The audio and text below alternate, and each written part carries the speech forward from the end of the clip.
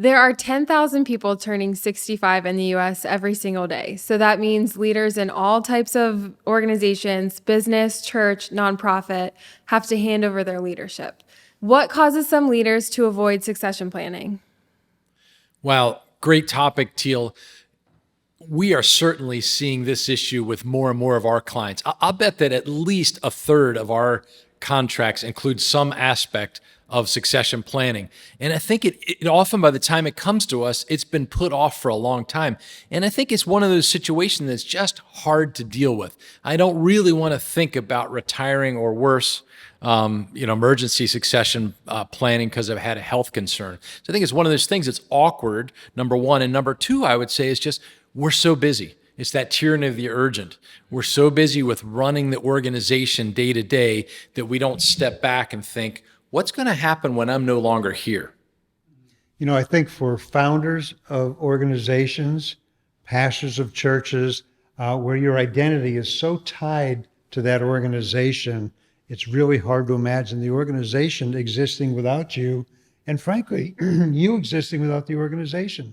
So how do I find a path forward that says, I'm a steward of this organization, it's not mine? I think that's a huge challenge because it invites me to look at the end of my time and the beginning of somebody else. I think with that, Paul, it's almost like that challenge and tension, significance and security. People who have trouble with succession are fearful of losing their identity, significance, or will they have the resources, security? And so answering the original question, Teal, to me, one of those two is at play. I don't know what to do, or I don't know if I could make it financially. Paul, you and I actually worked with a client where we were talking about succession planning as a part of their priority-based action plan. And we asked the executive director, and her words to us were, do you remember? I'm thinking about retiring in 10 years. And her succession, she was one of the few leaders that was thinking succession in a long term. But here's one of the experiences I think the people who are currently leading haven't seen succession modeled well. They don't have experience to look at and say, well, the succession to my leadership has gone well. Why wouldn't I do that? It's usually like a fire drill. Wow, I'm going to retire in 3 months. I guess we better put something together, as opposed to being strategic. And that's what I love with the clients that we work with, is we get them to help them think through, all right, if that's your goal, let's back it up 12 or 24 months so that it's done well and it's received well, which ultimately helps the organization and, quite honestly, your financial bottom line. Billy, I followed up with that leader, and she's done a great job of saying it's no longer me-centric. And she began looking around saying, I need to build out a senior team. And as that senior team really came into their own, she was able to lead at a much higher level, number one. And number two, the organization could imagine both going on without her and actually getting bigger, because the other challenges in lack of succession planning is the more centric the organization is to me, the less able it is to scale and grow. So leaders have two challenges. Can I do succession, and can the organization grow beyond me? Yeah, volunteer boards often don't consider the fact that there will be succession. There's no doubt somewhere along the line, succession will take place. But it's so important that they have that emergency succession plan in place, regardless of the time frame where somebody might step away, because things do happen.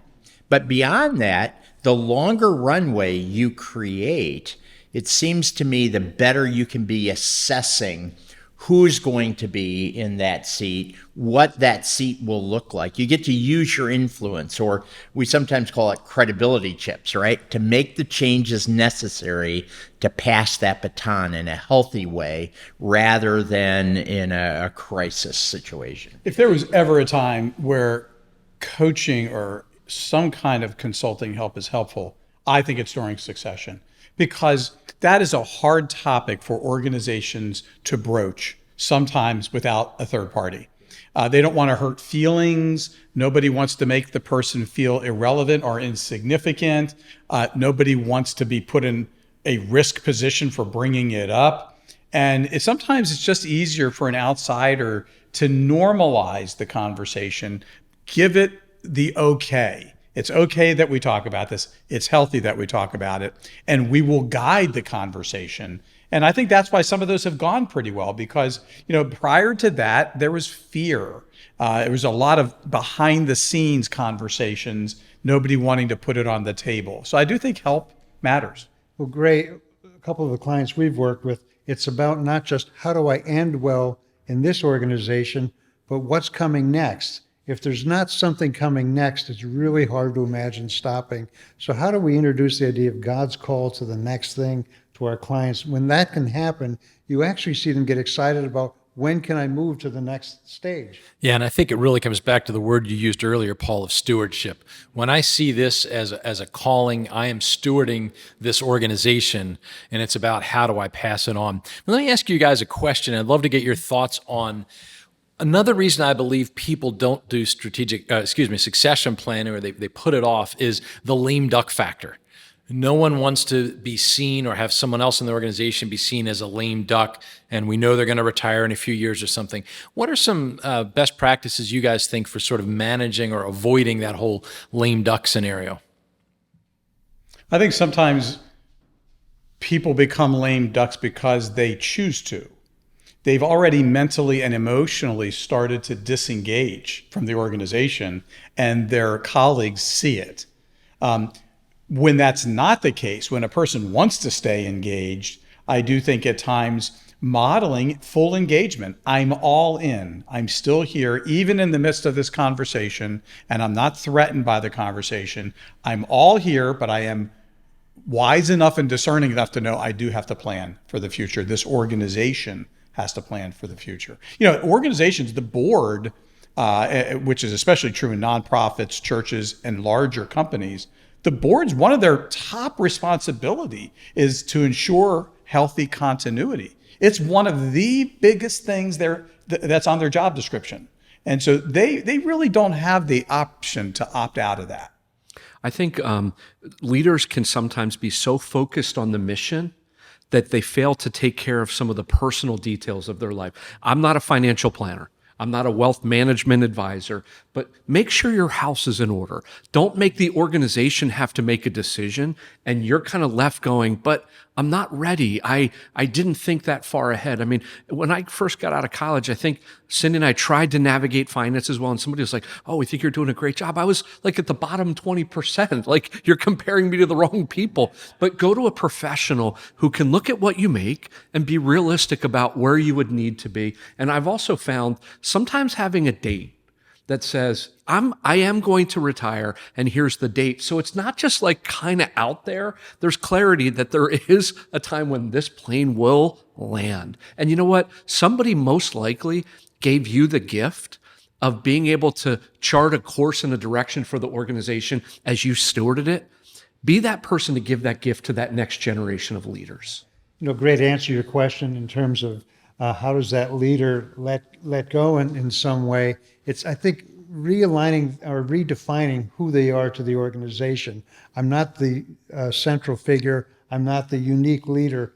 I'm now the coach. As one of the companies I'm working with, he says, I want to be the Merlin to the new King Arthur, and work behind the scenes. And that's allowed him to really slowly let go of that and actually celebrate the success of the new leader. Paul, you are unique around the table because you actually are, in a sense, in a second chapter. You already did retire from one place and then joined our team. So you bring a kind of a different feel to this conversation.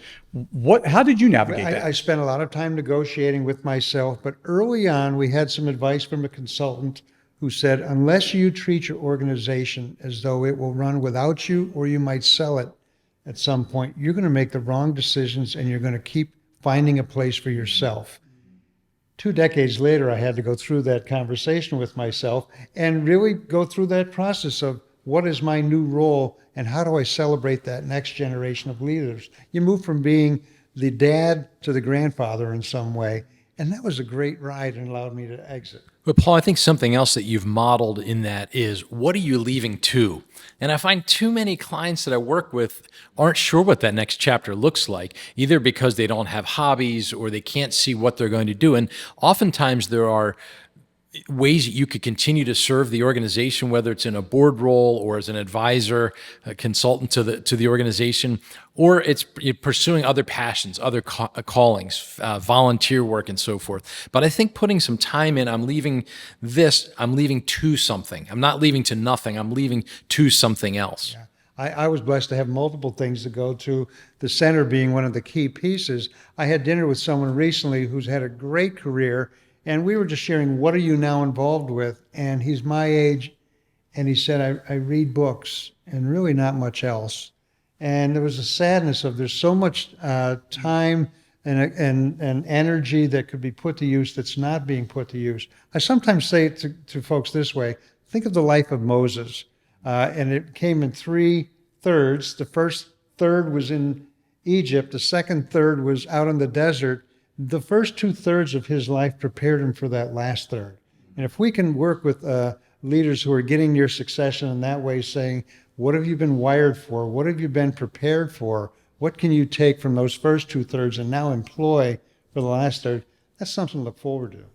Well, it seems like from this conversation, at the very least, every leader, especially as they start to advance into their, perhaps 50s and 60s, needs to really be honest with themselves and have some trusted advisors and make I always say, make the undiscussable discussable. Don't make it a secret. Don't have people chatter about you behind you, but make it part of an okay conversation. And not only okay, but purposeful and healthy.